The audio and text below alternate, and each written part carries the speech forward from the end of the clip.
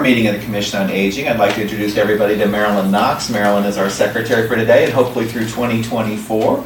Also, we have today Jim Palin here. Jim is the chairman of the Darien Board of Finance. Thanks for coming here to talk about issues relating to seniors, including the recent Grand List revaluation, the acquisition and status of Great Island, and ongoing commercial developments going on in town. We'll open with our minutes from November. I know, Peter, you've got some changes that you'd like to make to those minutes. Go ahead. Yeah, there are a number of minor changes made to the minutes. I've given you a copy and the secretary a copy. I don't think we need to really dwell on it, except for perhaps in one instance where I was talking about the town of Trumbull has started a senior center volunteer tax program. That's on page 4. And it says a Trumbull resident who volunteers in town services for 100 hours, that resident can get an $800 deduction on their real estate.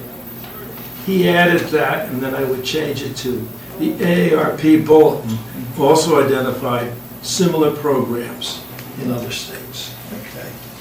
Thank you. And a few other edits. Perfect. Any other modifications to the November minutes?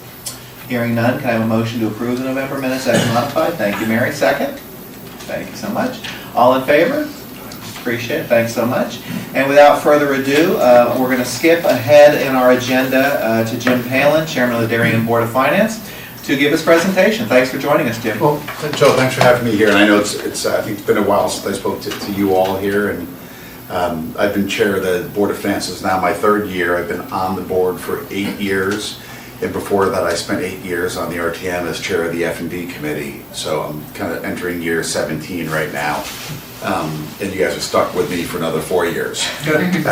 Hopefully all good. So what I'm going to turn to shortly here is the State of the Town address, which I gave a couple Mondays ago. I'm not sure if any of you heard that, but I'll sort of double click on a few of the issues I addressed that I think pertain or can be important to a lot of our seniors in our community and so forth. A few of the things that I'll click on, things like Grand List, things like some of the commercial developments, things like what is going on with Great Island and so forth, are all, I'll try to focus on kind of how I think those are important too and help and things that our seniors should be aware of.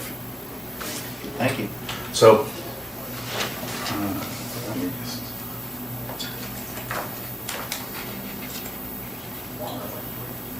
bear with me 1 second.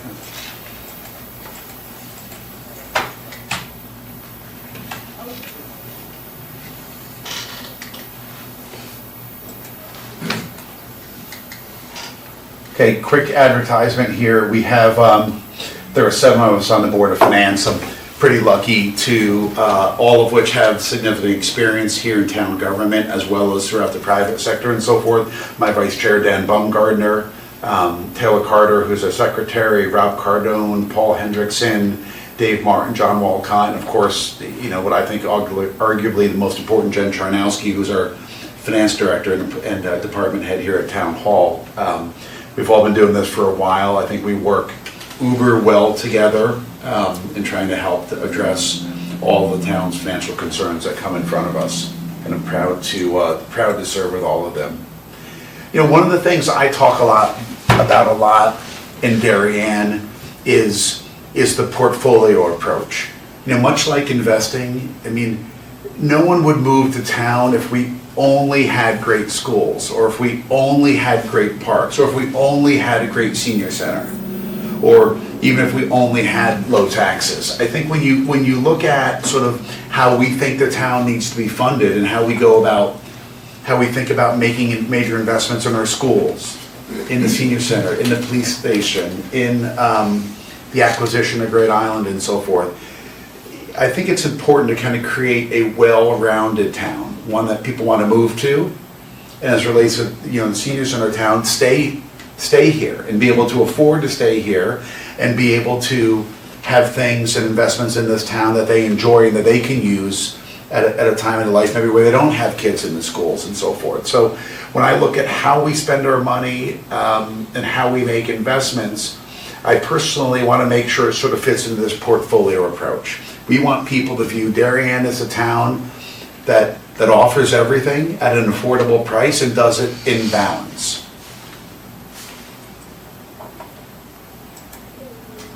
You know, as you think about our financial condition here, kind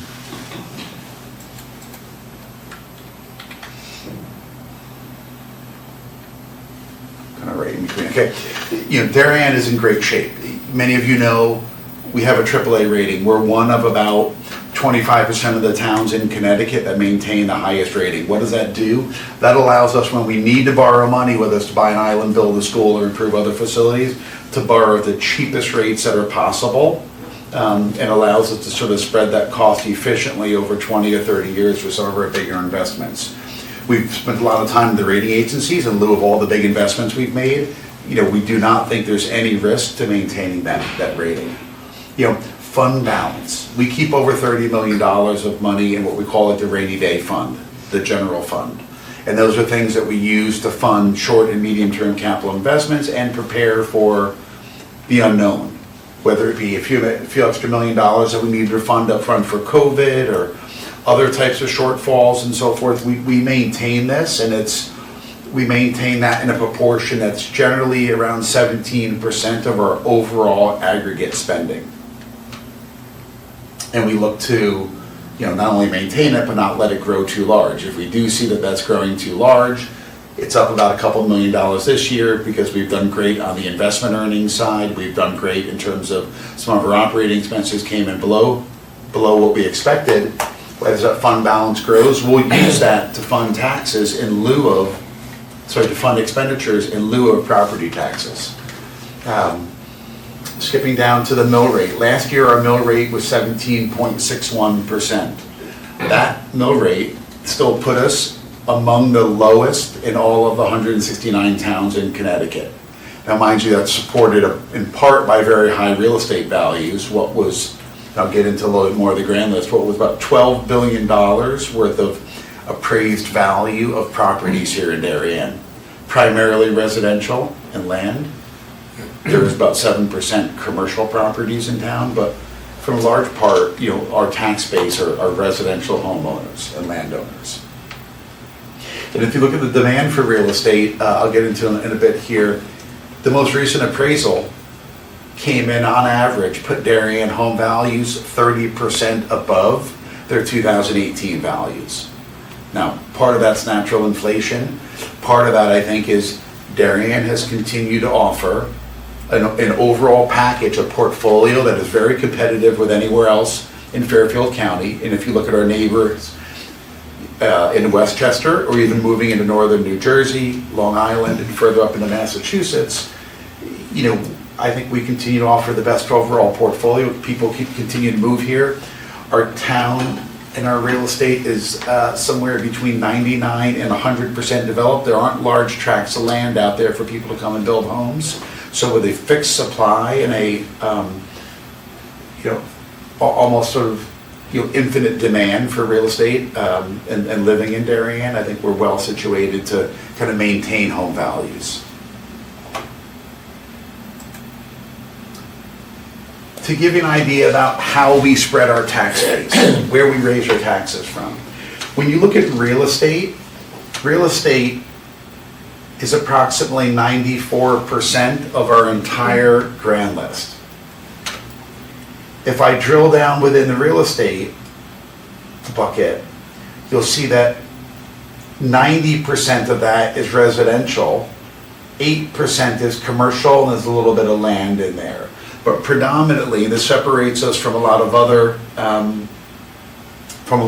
towns and so forth, who have a different type of tax base. The rating agencies look at this and they look at the 94% real estate, and they look at it as a very, very stable base that does not move around a lot in different economic cycles, and that also helps to maintain our tax base. One thing I would note is an interesting tidbit here.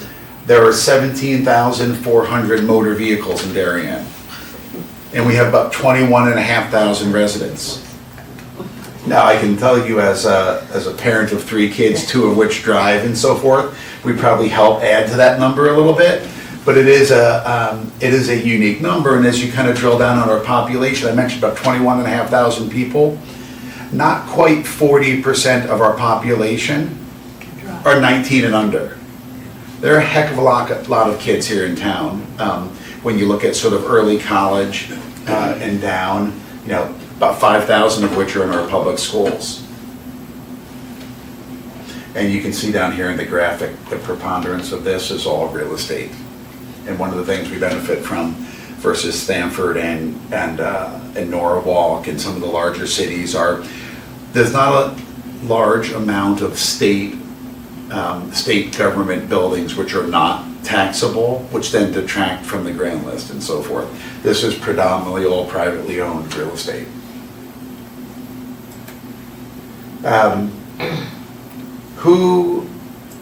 I assume everyone in here got a letter in the mail probably right before Thanksgiving that showed what your home was valued at on the new grand list, right? State law requires that every 5 years, a municipality go out, hire an appraiser, reappraise everyone's homes, and then 70% of that number is what drives what we call the grand list, which is how we allocate taxes.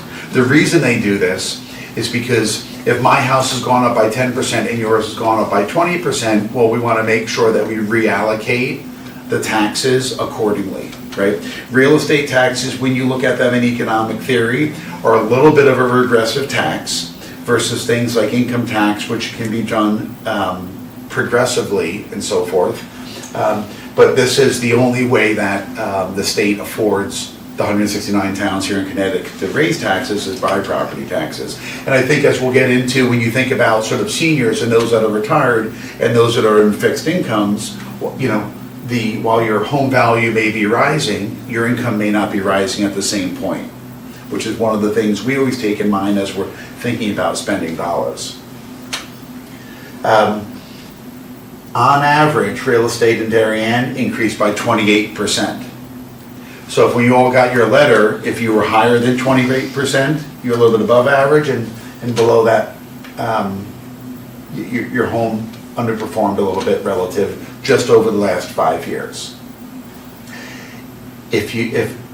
When I lined up all the home values from those that increased the most to those that decreased, there was actually one small plot of land that was down 56%, and there was a home that was up 79%. So there are some wide variances there. And this is one of the things that we look at every 5 years, which is the tax base shifting? Is anything that happened when we went out and reappraised all 6,500 properties, did the tax base shift? And so we looked at breaking all 6,500 homes up in town into 1,300 home units arranged from the lowest appraised value to the highest appraised value. And these are the quintiles. Each quintile is 20%, so 5 different groups. The first quintile were homes that had an appraised value, not assessed value, appraised value of under $768,000. Those 20% of the homes make up about 6.9% of our overall tax base. And when I look at the composition of 22 versus the composition in 23, after we reappraised all the homes, it only shifted by negative 0.04. So the tax base wasn't really moved into or out of that first quintile. And you'll see that because that first quintile on average went up by 27.6% versus 28 for the town as a whole. So there wasn't really much shifting. When I look at the next 20% of the homes, the next 1,300 homes, those value between $768 and $1.06 million. That 20% of the homes occupy 11% of the grand list and actually went up to 12% because those homes in that bucket right there increased by 31.9%, a little bit above the average, as did the next quintile in here, which is $1 million to $1.4 million. That went up by 31%. So there's slightly more shifting of the tax base into these homes because these homes perform the best. Jim, question. Can you explain to us who appraised? You say we appraised, who is the we? So the town hired, we approved the hiring last year, an independent appraiser that comes in and values everyone's homes.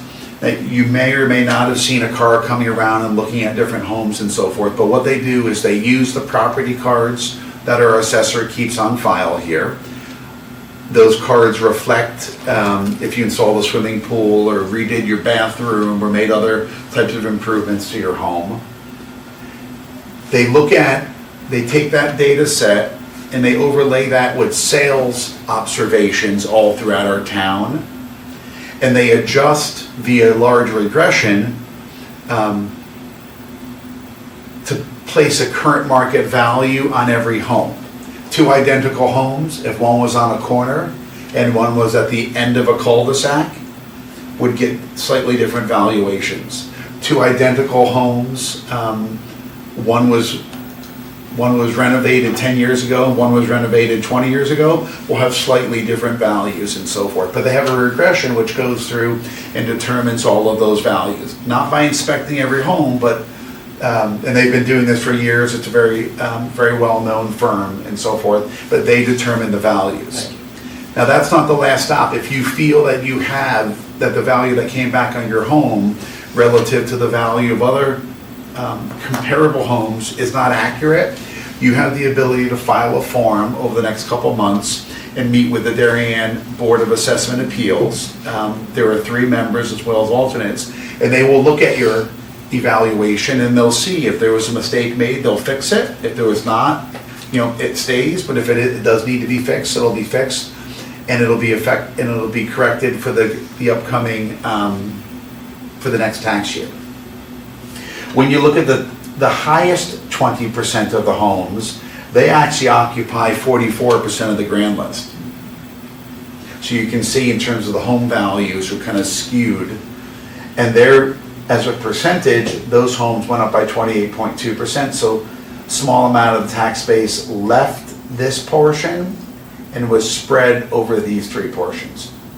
But from a very high level, when I look at the various quintiles, they all performed generally the same, up about 28 to 30%. So the good news is we're not seeing a huge shifting of the tax base. Within that, you all may be very well different from 28%, but just know that this is what the overall town looks like. And if you do have questions, you should make sure that people speak to the town assessor. To give you a little bit of an idea of our expenditures. Over the last 10 years, we've averaged 2.7% increase in what we actually spend. That's a little bit different than the budget increases because we don't always spend everything that we budget, and that money comes back to the general fund and we use that to fund the next year's taxes. But you can see there's been a consistent rise in this, and some of the things that have affected that in the recent years: inflation, federal and state aid. The town of Darien receives very, very little. We receive a couple $1 million of state aid, most of which comes in the form of excess cost reimbursement grants to the school. Get a little bit of town aid to support our road program and a small amount of sales tax sharing. But as a percentage of our overall budget, we rely very little on state aid. Now, that's good and that's bad. It'd always be great to have more state aid, but state aid is also very volatile. And the volatility in state aid, whatever's not funded by state grants and so forth, falls on the taxpayer. So when you look at our grant list and the history behind it, I think one of the things we offer our residents is a very consistent and predictable tax rate. It's not the grant list the mill rate is not jumping up and down by 10 or 20% per year. Obviously things like student population, union contracts, about 75% of all the money that the town spends is on human capital. All of our, we have about 1,200 employees between the Board of Ed and the town here, between full and part-time and so forth, and between benefits and retirement benefits, healthcare benefits, and wages, that occupies about 75%. Student enrollment. and I kind of drill down a little bit on the schools, not to pick on them, but 75% of all the money that we spend is on our schools. And that's from both a capital perspective and from an operating perspective. School population has gone up and down. Now, this graphic is enhanced to show the volatility a little bit more, but the reality is, a high of 4,900 and a low of 4,600, we haven't seen significant volatility. If I brought that back 20 years ago, you would have seen a student population that was about 2,500, half of what it is now. And if you look at spending per student, that's continued to rise, a little bit faster than overall spending, because what students are being taught and the services are being provided have continued to expand. But so this is growing a little bit faster than what our overall budget spending is growing at. Debt. This is one of the questions we've had. I've been asked a lot. What does the purchase of Great Island, the construction of the $60 million new Oxford School, and the 3 elementary school renovation projects that are being designed right now, what does that do to our overall debt load, and what does that do to our taxes, right? So the outstanding debt based on the acquisition of Great Island, Oxford Schools, and the first third of the cost of what we expect the elementary school renovations to cost, brought our debt from 84 to 184 million. This is the highest level that Darien's debt has ever seen in the past, right? And it's going to go up higher because we have another 2/3 of the renovation to fund. We have some fire trucks that we're purchasing and so forth. 2 things I would point out. We have significant capacity to issue more debt. If you look inside of our regulatory requirement limitations and what the rating agencies would permit to allow us to retain our AAA rating, there's significant capacity behind there to deal with other things that may or may not come up. We amortize our debt rather quickly, right? Historically, we've issued kind of 10 to 20-year debt on level principal schedules, and that means we repay our debt somewhat quickly. But what we should really be thinking about is, how does that debt number translate into debt service, the amount that we repay each year? Because that's what is part of the driving factor in determining our overall budgets and what you all pay in property taxes. Down here, this shows like the principal and interest that we pay each year, which generally has ranged between like $10 and $12 million per year. Now, because all of the new debt that we issued is going to be repaid over 30 years, and because Darien has a AAA rating, we've generally done it in low interest rate environments. Overall debt service, which was historically between 5 and 6% of our total spending, will likely grow to 7 to 8% of our total spending. Still a very small percentage, well below 10%, and not a level which we expect will have any material impact on either taxes or the mill rate, or on crowding out operating expenses. If your debt service grows too large, because there are limits on what our willingness is to allow taxes to grow, there's always a concern that could crowd out operating expenses. We're not allowing that to happen, and none of the increased debt loads we think will have any effect on crowding out all the operations. Interest rates, for those of you who kind of follow the market and so forth, this is what's kind of happened to rates over the last few years. One of the things I pointed out is when we originally signed the contract for Great Island and got the RTM approval, rates skyrocketed, in part due to the Fed's aggressive actions to sort of stem inflation. During that period is when our former first selectman and current selectman, Monica McNally, and I spent a lot of time renegotiating the purchase price of Great Island. Originally, the town had contracted to purchase the island for $103 million. During this time, in part due to rising interest rates, in part due to our view of what had happened to overall real estate values, looking at things like REITs and other proxies for commercial real estate, and in part due to some access issues which we knew we needed to solve. We renegotiated the price from 103 million down to 85 million. So it's an $18 million savings for the town, but still we were spending $85 million. That was up here. Luckily, when we went to market, rates had rallied and come back, and we were able to kind of recapture some of that. While rates are up a little bit more, you can see based on some of the Fed's recent discussions, interest rates seem to be on a steady trajectory, and we'll next go to market in March of 24. We had a lot of bankers and traders on the Board of Finance, so we're I think this is one of the areas where I think we have a lot of a very good skill set. Jim, how much do you borrow each time when you go back to market, as you say? Yeah, so we usually won't go to market to raise bonds unless we're raising at least $4 to $5 million. There are some fixed costs in terms of legal counsel and financial advisors and rating agencies. So if we only need $4 or $5 million, what we will do is borrow from the general fund, and then wait till we've accumulated projects that have $5 to $10 million worth of needs, and then we'll go out to market. Wall Street likes bigger, larger deals, and so when we go out with bigger, larger deals, we get a little bit better pricing. And it's one of the benefits of having the our savings account there, is we can draw down on that short term and then refinance it out. It's almost like a home equity line, if you will.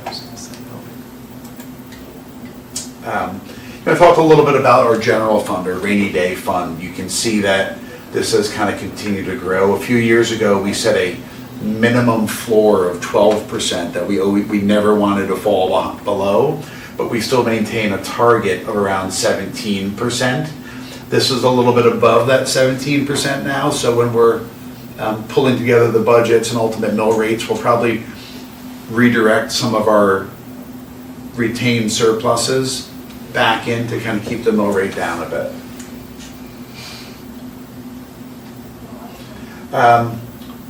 Fiscal 2023, as a reminder, our fiscal year starts on July 1st and ends in June 30th. So this is talking about the period that ended almost 6 months ago. Our tax collections were a little bit higher than we expected, and that's because we always include a little bit of a haircut for either uncollectible taxes or taxes that take a little bit longer to collect. In terms of some of our other revenues, when we look at things like building permits, home sales, like the town clerk revenues and so forth, those were all a couple $1 million higher than what we had expected. Also included in there are interest rate investment earnings, and because rates had shot up, our town treasurer, Joan Hendrickson, has done a fabulous job, managing all of that $30 million worth of cash, and was able to redirect that into higher earning assets. And so that's helped us, as well as some of the building permits you see in the large developments and the significant real estate transactions we saw, all drove in a little bit of additional revenue. State grants, this was the one time where we got a little bit more than we expected. And importantly, on this bottom line, we had originally expected to use $3.8 million from our fund balance to fund this year's expenses, but we ended up not needing it because we came in, our revenues were higher and our expenditures were a little bit below budget. So we ended up not drawing it down on that. The town came in about $2 million below budget. Some of that were just on the police side and some other positions where we could not fill some of the vacancies as quickly as we needed to fill them, and some other savings that existed. The Board of Ed also returned about $800,000 that they did not use as part of their appropriation. So all of which we collected a little bit more money than we expected, and we spent a little bit money less than what we budgeted, which with my finance hat on are things I like to see.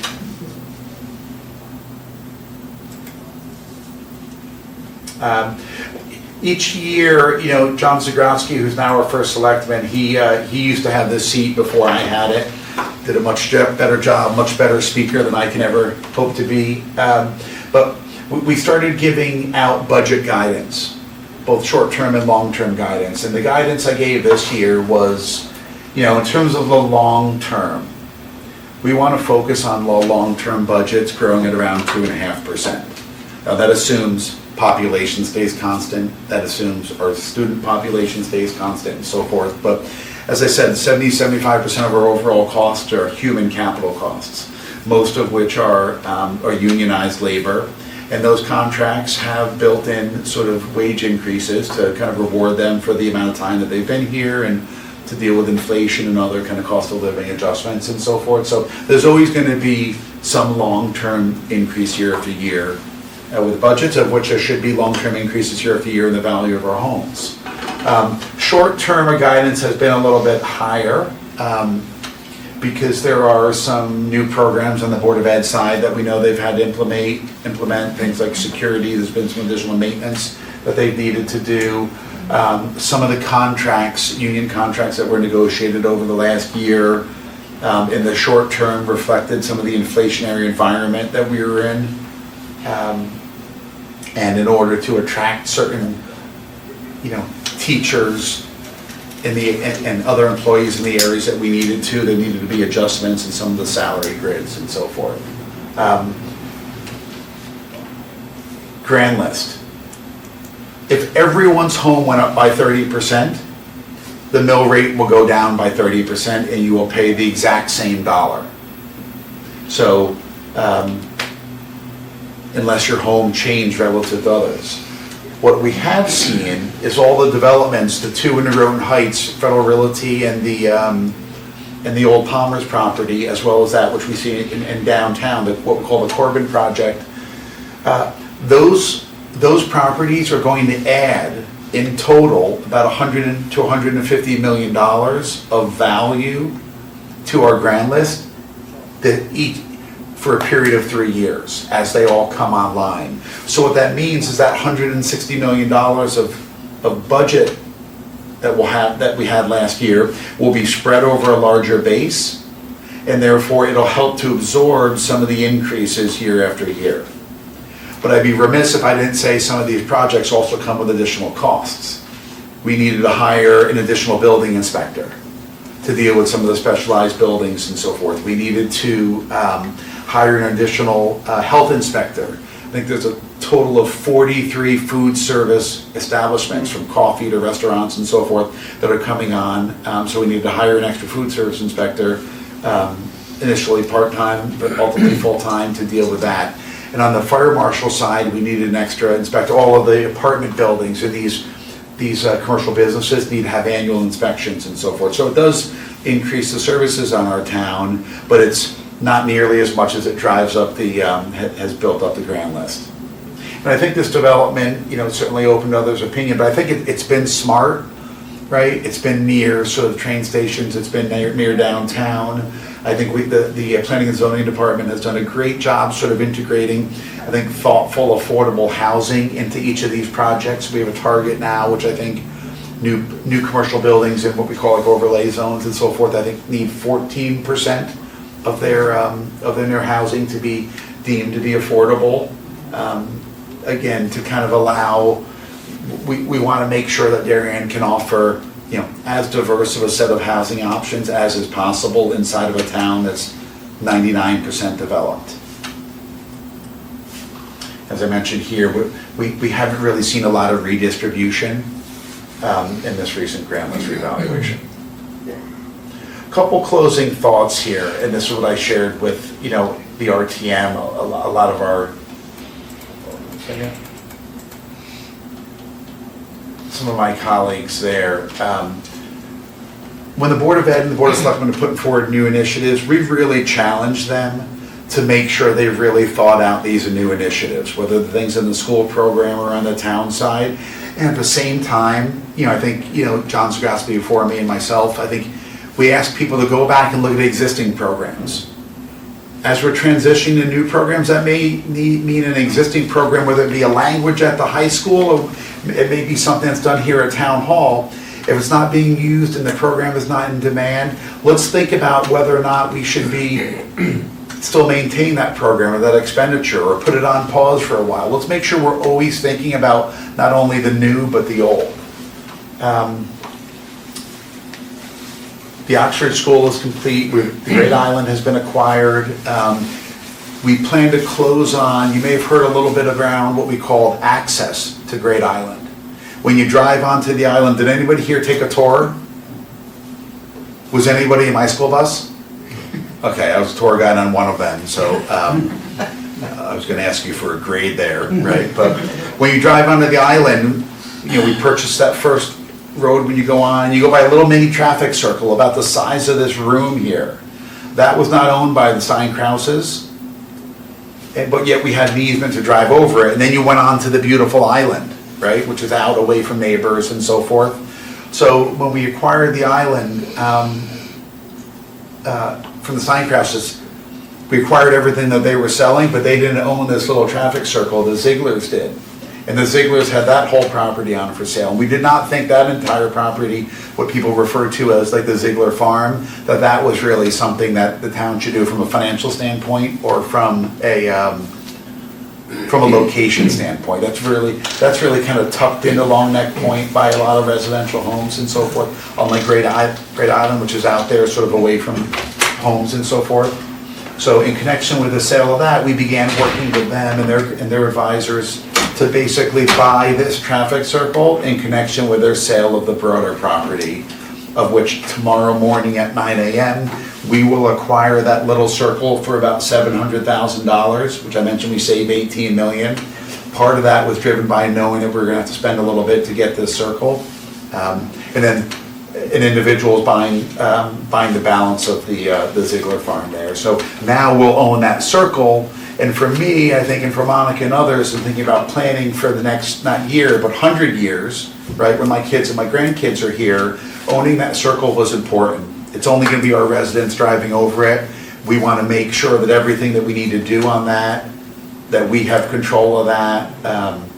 And we fixed up some easements and other things that we have, so now I feel confident for the next 100, 200, 300 years. Dollars that we begin to think about investing in programs on the island, there's a very clear path in terms of how we can deal with this sort of long term. But we need to carefully consider all projects, right? Whether it's an island, whether it's a school, like significant scrutiny on all of them. We will invest in this town, but we're always going to make smart investments. One of the bullets here, I think our board does a very good job. We have 7 members, 5 are from one political party, 2 are from another.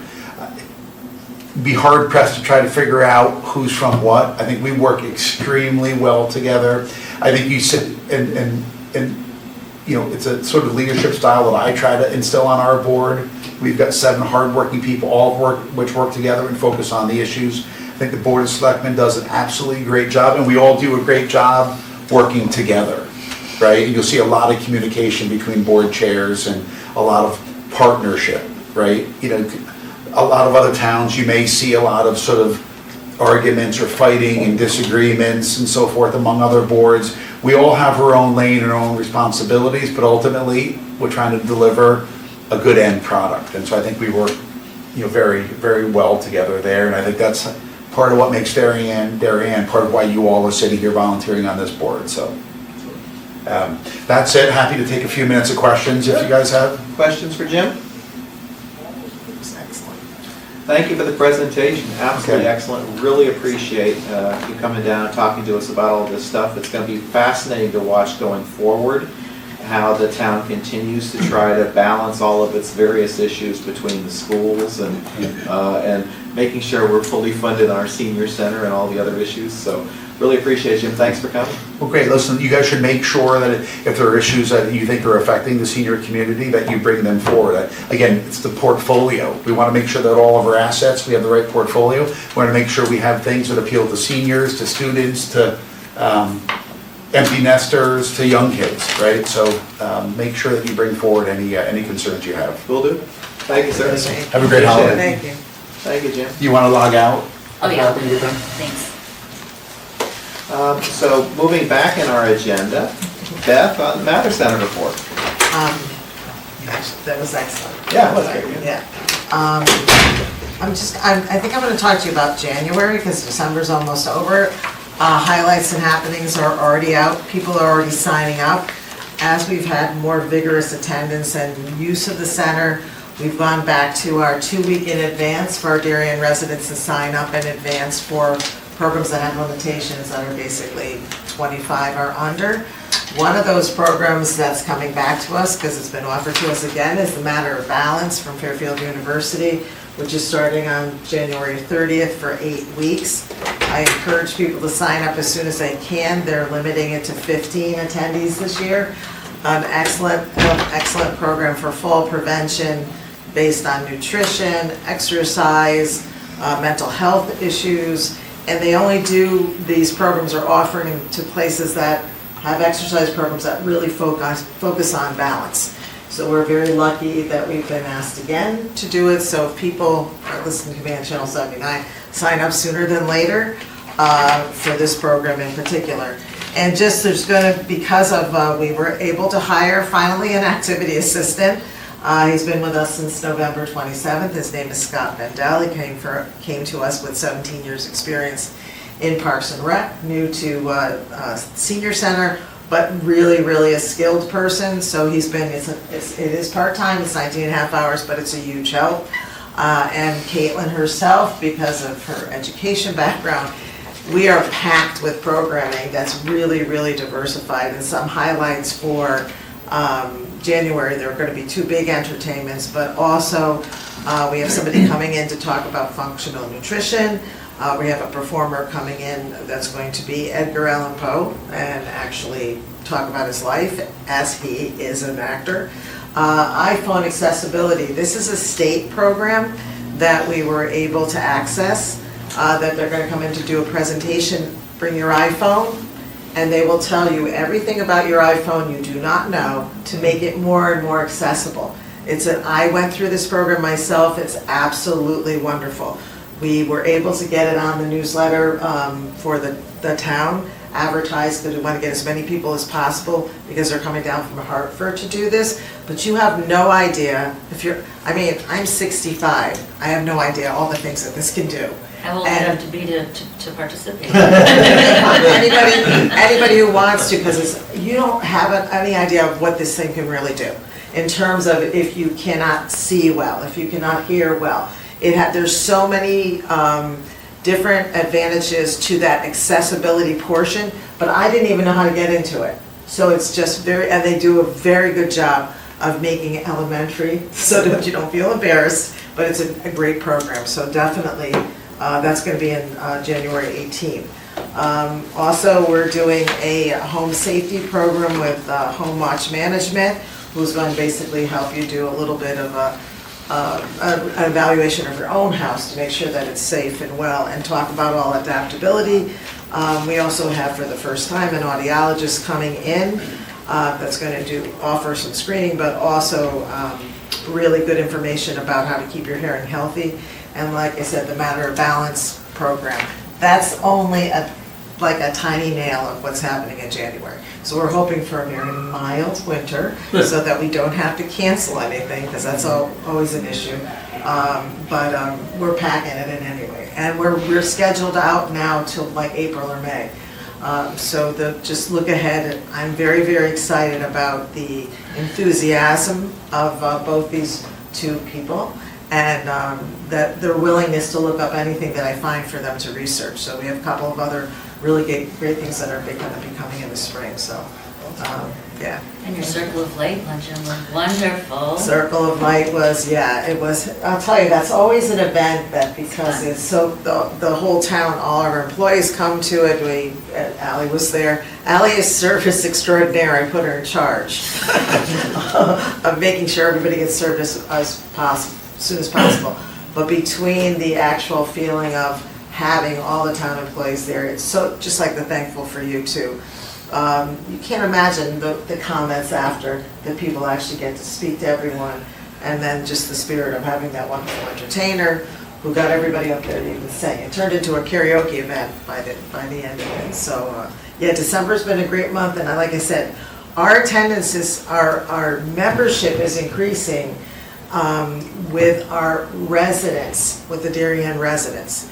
I think to a certain extent, having the non-resident membership fee has, in effect, encouraged our residents to be more participating into the program. So we're really enjoying that. And also with all, they're talking about the grand list, with all the newer people that have come into town, some seniors have come into town with those people as well.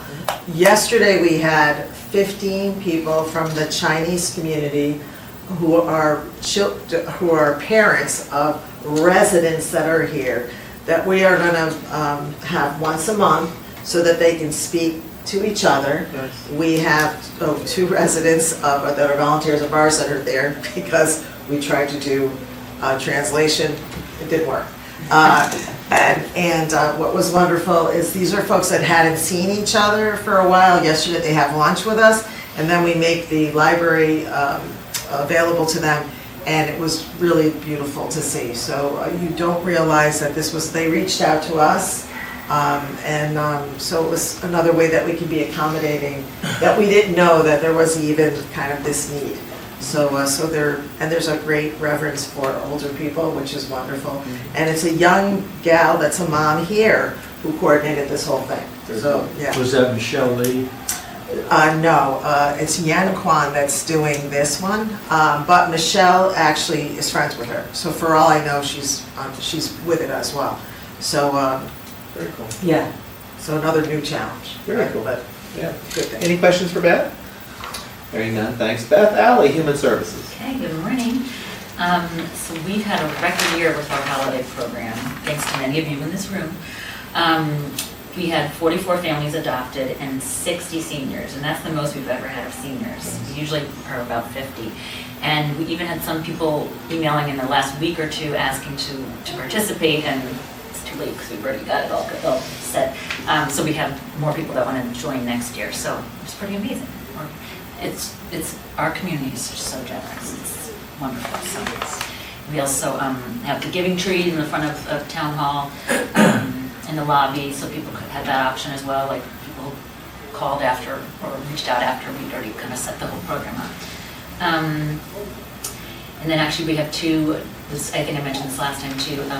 Well, now one of the girls is in college and one's a senior in high school. 2 sisters that delivered. This is their 3rd year in a row. So the homebound seniors, they're delivering to I think about 10 seniors today after school. And the seniors love it. You know, of course, it's fun to see little kids as opposed to seeing us. And then we are offering, Paula Setliff and I are offering another mental health first aid training. I encourage you all to take it. It's for any lay person. It's going to be on February 7th and February 8th. Both days it's from 8:30 to 1 o'clock at Post 53. You can email me directly to sign up for it. Everyone who's participated in it has said nothing but positive, given positive feedback. So, and ARPA funds are used, so it's free of charge to any Darien resident or anyone who serves the Darien community. So, other than that, we're under energy assistance. We're already seeing some of our clients that have exhausted their oil funds. Because remember, I think I told you guys that they've decreased the amount of funding. So, it's only in December. So that's, anyway, we'll see how this turns out. It's the oil in particular homes that are going to be really affected, I think. And again, it's that time of year. Hopefully we have a mild winter, but if anyone wants to join our emergency call list, we're always welcome to take more people. What's the number they should call? 656-7328, which is our main number. Okay, great. We have about 100 people on that list, and all the seniors love it when we call. Well, Some like to really chat for a while, but we divide it up between the 4 of us in our department. We divide up the list, and we're like, okay, we gotta go move on to the next person. But it's nice. It's reassuring. So absolutely. that's all. Great. Any questions for Ally? Thank you, Ally. Old business, Chris, what's going on at home in Darien? Well, I'll be brief. Really wrapping up a great year. I've spoken about that at last meetings with some of the numbers. And as I listened to Beth and talking about the services she has there and Ally and the things they do, and I want to talk moving forward. So we will continue to provide the services that we historically have with the transportation, getting people to medical appointments, the volunteers that we have.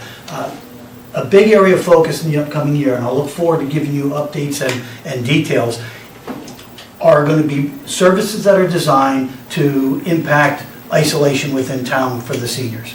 So while we have the people who come to the senior center every day, what about the seniors who aren't getting out? How do we reach out to them? How do we connect with them? So I'm very excited to be working with the board and the co-presidents of the board to build out some new services and expansion of services. So more to come on that. In terms of an update, the last meeting we had, we spoke, and Mary, you had mentioned the digital coupon issues with supermarkets. Yeah, so Joe and I went back and forth a number of times, and Joe was really instrumental in setting up a meeting I had with Palmer's. Palmer's doesn't have that challenge because their discounts are available to everybody, okay? But it was good from a number of perspectives. They're a big supporter of At Home in Darien, so we had a really productive meeting. I then also met with somebody at ShopRite. Now ShopRite, more of a national brand, but the local stores, grade A owned through a family. And what they committed to is that the seniors are not required to manage the digital coupon program. That any senior can go to their customer service and get any discount, even the digital coupons that are special. So then the task becomes, how do we communicate that? So we're going to work on some things with At Home in Darien to be able to communicate that to all seniors to make sure that they don't miss out. Because I think your motivation, a lot of them are missing out because they just can't manage those digital coupons.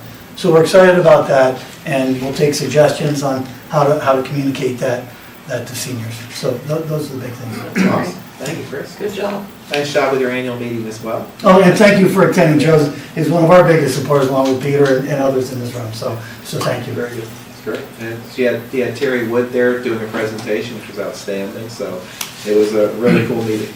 Yeah, and one thing she said, she spoke out a number of things, but towards the end, really our focus is how to get more seniors to the polls. And the curbside voting opportunities, I think, was certainly an eye-opener for me. So one of our new board members is going to really, Deb Parnan is going to kind of lead that charge in how At Home in Darien can really do more to get seniors to the polls. And Deb's a superstar, so She you really is. really are going to get a good, strong member there. So she's great. Yeah, I'm already starting to lean on her. Yeah, there you go. That's As you great. should. Well Yeah. done. Great stuff. Awesome. Peter, I know you've got something for us. I do, Joe, because I think there's only 3 of us left here today. I think much of it I want to talk about, I want to defer to Perfect. next month, but I do have a couple of timely things that I would like to mention. Number one, for our viewers on Channel 79, if you haven't been to the Darien Library to see the lit tree display, go. It's amazing.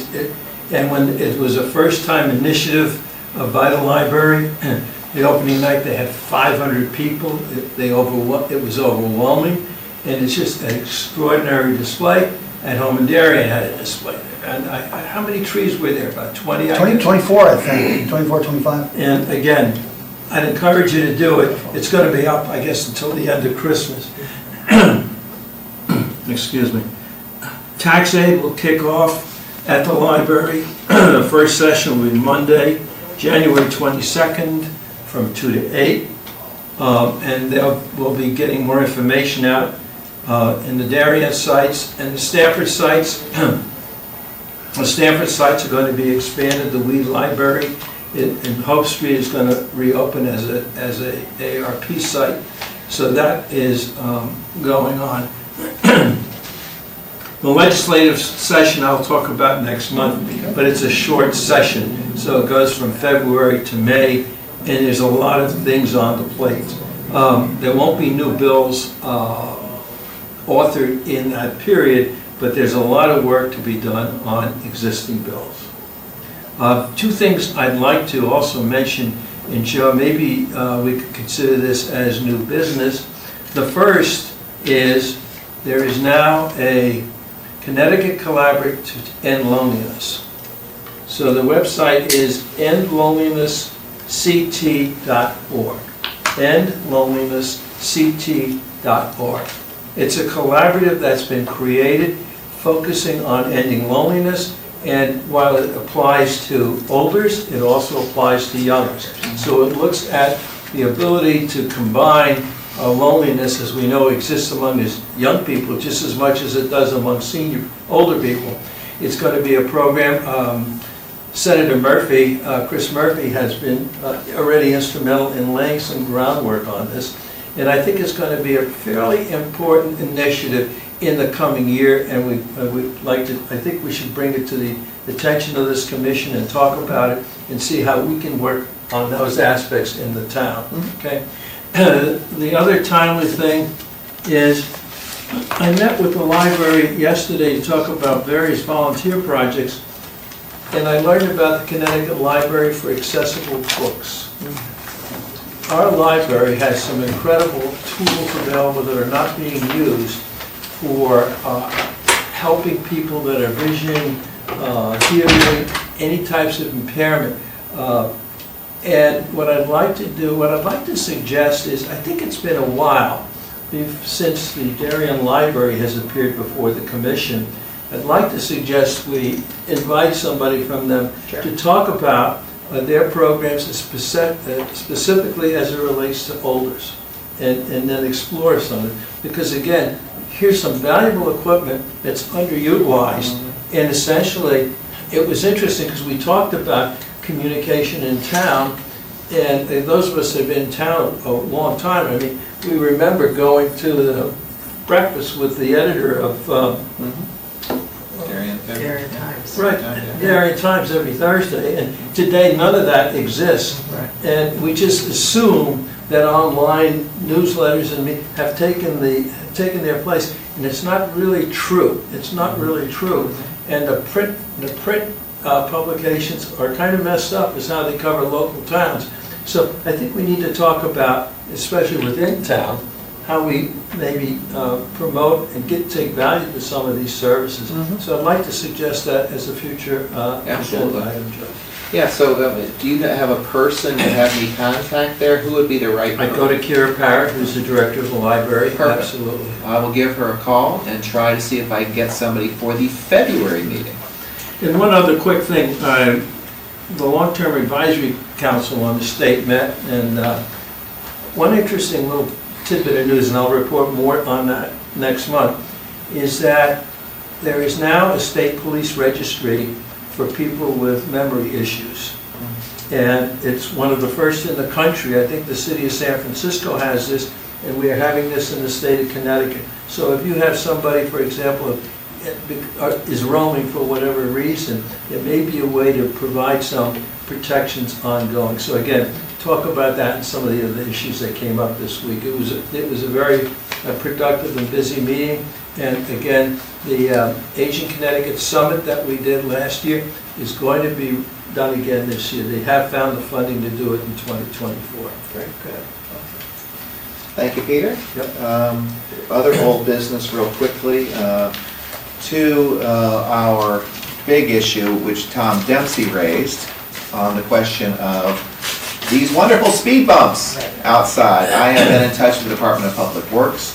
We're going to try to get those cut down before they're put back. So Yes. I will stay on top of that. So we'll see if that can be done. New business, we will be having our first selectman, John Zagrodsky, showing up for the January meeting. So we're going to get back-to-backs on town government, focusing, of course, on seniors. And so he will be presenting to us at our January meeting. Any other new business? Peter? Mentioning John Zagrodsky, again, to our viewers on Channel 79, he did an excellent video explaining the grand list and its impact. And of course, it was on Channel 79 and it's up there. So again, to our viewers, if you were intrigued by what Jim said and had questions, he really has a very good, clear 8-minute explanation of it. Very cool. Check that out. Awesome. Any other new business? Hearing none, can I have a motion to adjourn the December meeting? Yes, thank you. Second. All in favor? Thank you, guys. Appreciate it. Look forward to seeing you in 2024.